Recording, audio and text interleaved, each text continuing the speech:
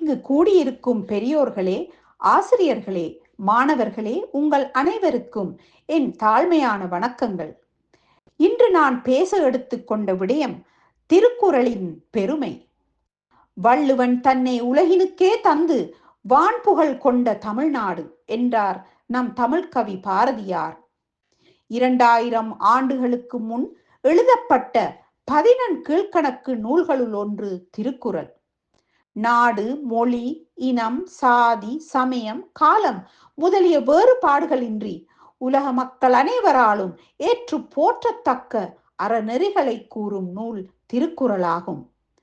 அறத்துப்பால், பொருட்பால், இன்பத்துப்பால் என முப்பிரிவுகளையும் 133 அதிகாரங்களையும் அதிகாரத்திற்கு 10 பாடல்கள் வீதம் 1330 குறள் வெண்பாக்களையும் உடையது.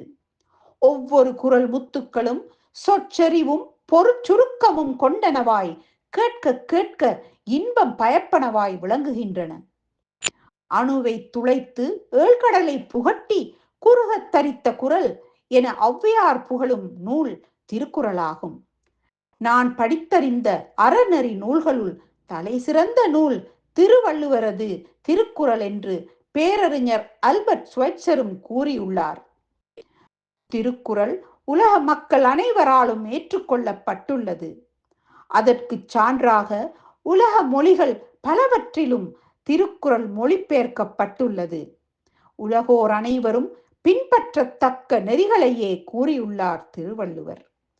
அகர முதல எழுத்தெல்லாம் ஆதி பகவன் முதற்றே உலகு என தம் முதற் குறளிலேயே உலகு என்னும் சொல்லை பயன்படுத்தியுள்ளார்.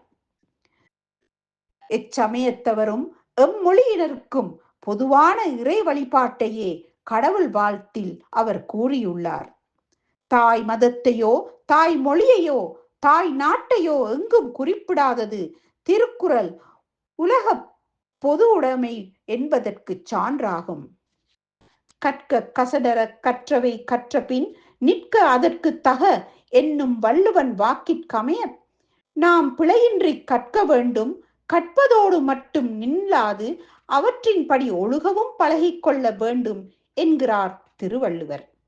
அவ்வாறே அறத்தான் வருவதே இன்பம் என்றும், அன்றறிவாம் என்னாது அறம் செய்க என்றும், ஒழுக்கம் விழுப்பம் தரலாம் என்றும், நன்றி மறப்பது நன்றன்று என்றும், வறியார் கொன்று ஈவதே ஈகை என்றும், மெய்ப்பொருள் காண்பது அறிவு என்றும் மனித வாழ்வை உயர்த்தும் அருள் மொழிகளை கூறியுள்ளார் திருவள்ளுவர்.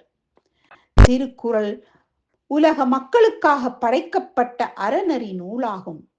கற்றாங்கு ஒழுக என்பதற்கமைய திருக்குறளை கற்று அதன் வழி ஒழுகவென கற்போம், கற்றபடி நிற்போம். நன்றி, வணக்கம்.